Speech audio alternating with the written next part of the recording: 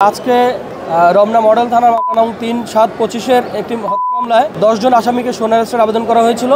ইতিপূর্বে আপনারা জানেন যে এই আসামিরা প্রত্যেকেই ডিটেনশনে ছিলেন সরকারের নির্বাহী আদেশে।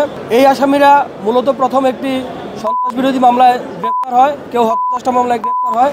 যেমন আমার আসামি আল মারুফ, সে কবি নজরুল কলেজের একজন সাধারণ শিক্ষার্থী ছিল। রাজনৈতিক পদপদবি দীর্ঘ সময় আগে তার রাজনৈতিক একটি পদপদবি ছিল, সে ভাইস প্রেসিডেন্ট ছিল, তাও সেটি গ্যাজেটেড না, কারণ আপনারা জানেন এখন ছাত্রলীগের পোস্ট পজিশনগুলো কীভাবে হয়। যাই হোক, সে মামলায় যখন এই সরকারের পট পরিবর্তনের পর থেকে সে তার গ্রামের বাড়িতে পটুয়াখালীতে ছিল, কিন্তু যখন সে গ্রেফতার হয়ে ঢাকায় আসে, ঢাকায় তার যে মেসেজ ছিল দক্ষিণ কেরানীগঞ্জ আসার পরে সেখানে একটি মামলায় সন্ত্রাসবিরোধী একটি মামলায় তাকে গ্রেফতার করে, যার সাথে তার কোনো সংশ্লিষ্টতা ছিল না, কোনো ধরনের জড়িত সে ছিল না। তারপরেও সে গ্রেফতার হওয়ার পরে আমরা সে মামলাগুলোতে তাদের জামিন করাই। সে দুটো মামলায় গ্রেফতার ছিল, দুটো মামলাতে তার জামিন হয়।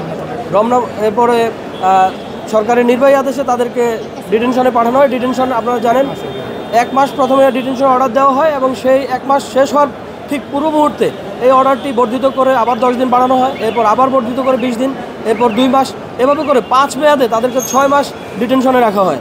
যেটি আমরা মহামান্য হাইকোর্ট বিভাগে রিট পিটিশন দাখিলের মাধ্যমে, রিটের মাধ্যমে আমরা এটি স্টে করাই এবং মহামান্য হাইকোর্ট যখন অর্ডার দেয় যে ডিটেনশন স্টে করার, এই স্টে অর্ডারটি যখনই জেল হাজতে পৌঁছে যায় তার পরপরই ঠিক নতুন একটি হত্যা মামলায় আজকে তাদেরকে সোনা অ্যারেস্টের জন্য নিয়ে আসা হয়।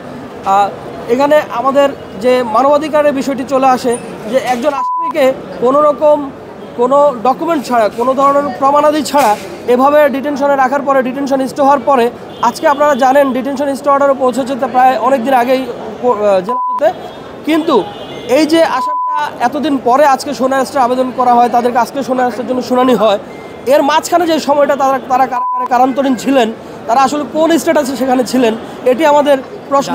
আমরা এটি কোর্টে প্রশ্ন করেছি এবং তাদের বিগত মামলাগুলোতে তাদের যে ঘটনাস্থল দেখানো হয়েছে, আজকের ঘটনাস্থল প্রায় সবগুলো সেম, একই সময়ে একই ঘটনার তারিখে একই আসামি বিভিন্ন স্পটে থাকা আদৌ সম্ভব নয়। আমরা মাননীয় আদালতে সেটি সাবমিশন রেখেছি এবং মাননীয় আদালত আমাদের সাবমিশনের পর এবং রাষ্ট্রপক্ষের সাবমিশনের পর উভয় পক্ষের শুনানি অন্তে তিনি কোর্টের কাছে এবং বিগত মামলাগুলোর যে নথি আছে সেগুলো দেখতে চেয়েছেন।